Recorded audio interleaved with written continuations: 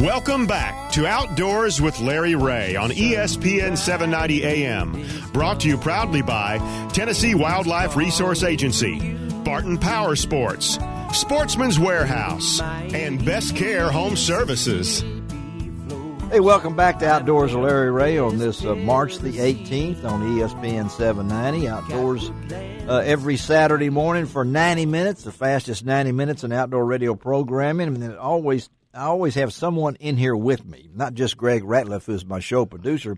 Greg does a great job. Well, we couldn't do it without Greg over there. Absolutely. You know, that's for sure. He's learned so much now. He's got a shirt on now that says Obey Posse. So he's getting there. And of course, we've switched the rotation around because there's a special event going on next weekend down in Texas that we're going to be talking about. And then next weekend, we're going to be talking about the turkey season opening in our area, and we'll be full of turkeys in here. Not that we're not already full of turkeys. I wasn't going to say anything about that. And Ron Wong is here. Normally he would be here, but he brought in his bodyguard and his interpreter here, Mark Copley from Strike Keep.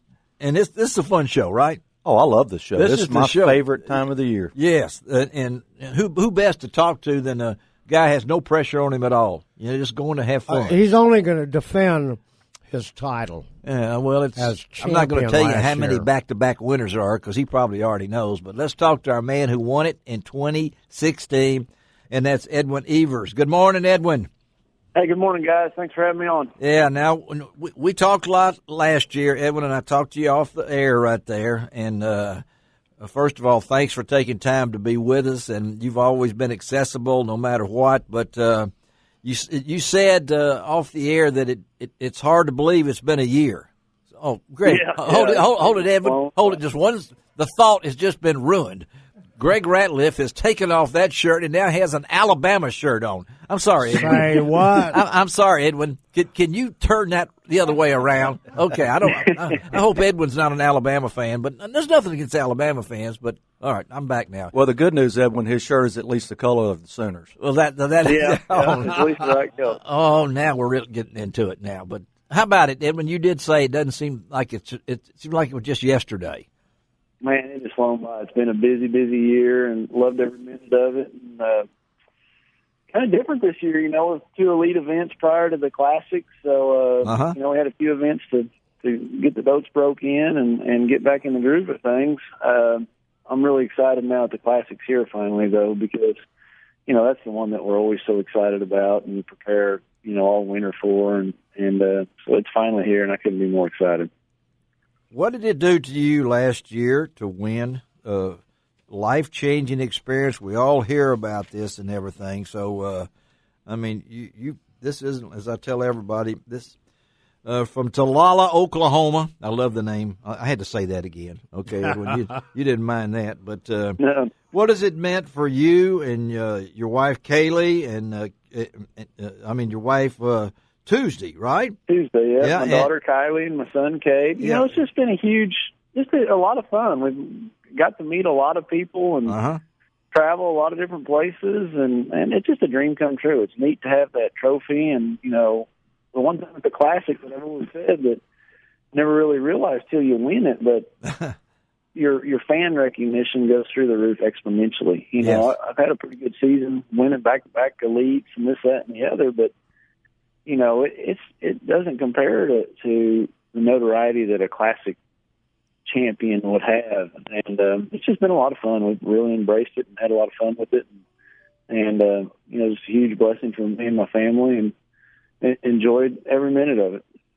Edwin, talk a little bit about going back to last year, that final day. What what was going through your mind that made you make the run up that river, and obviously one of the greatest comebacks? That was incredible to watch. Yeah. But talk about that day.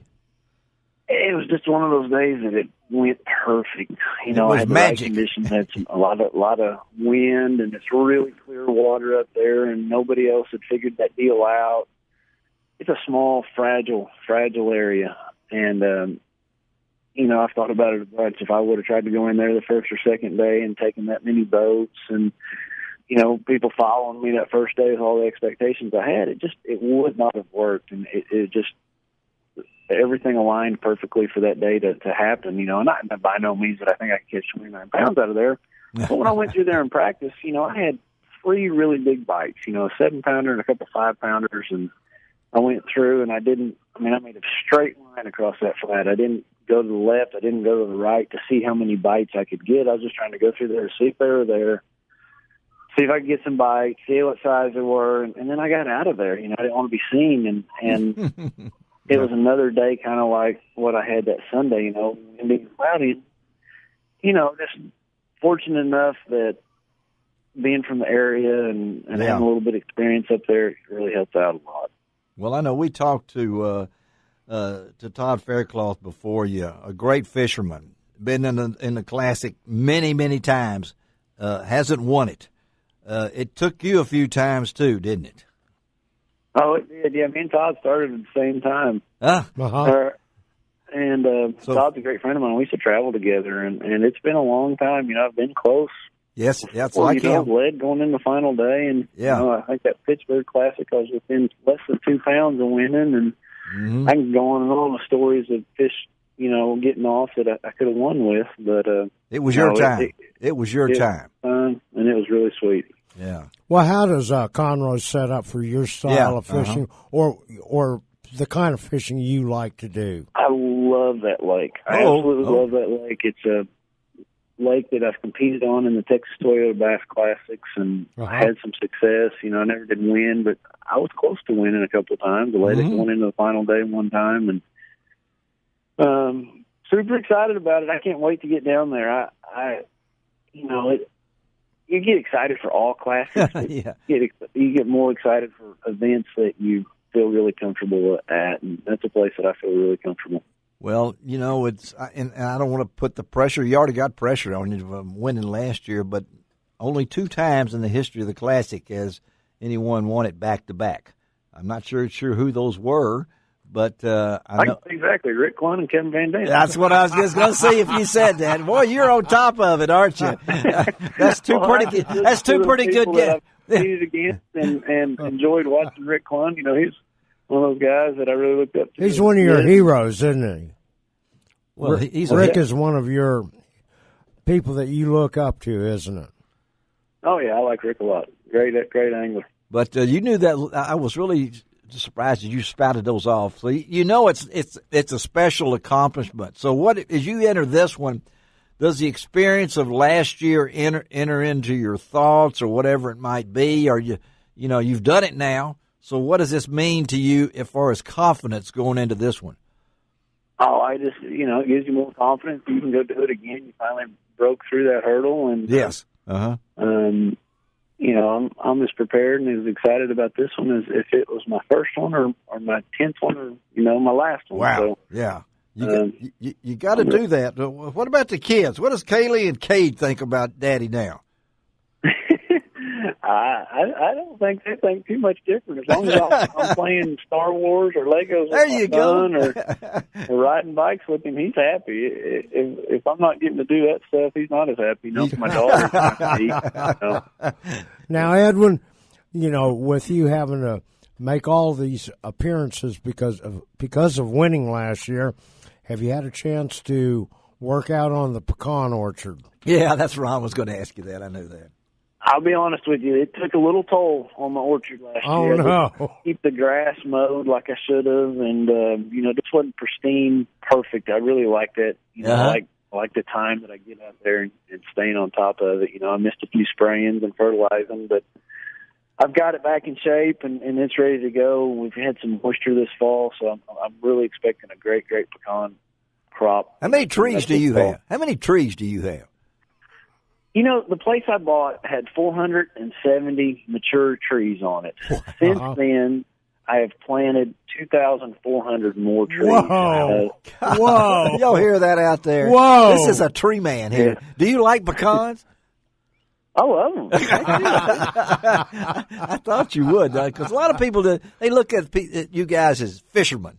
And how many miles you travel last year? You have any idea? It's around 30,000. 30,000 miles, and he still took time. He missed a couple of sprays. Bless his heart.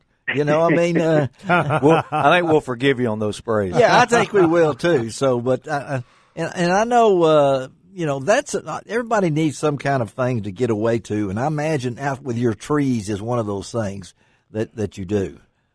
It is. It's I just enjoy it. I get up just as early to go out there as I do to go fishing. And really, okay. Well, I know you've got a website, Edwin. Yeah. About your pecan products. So, what is that website? Yeah.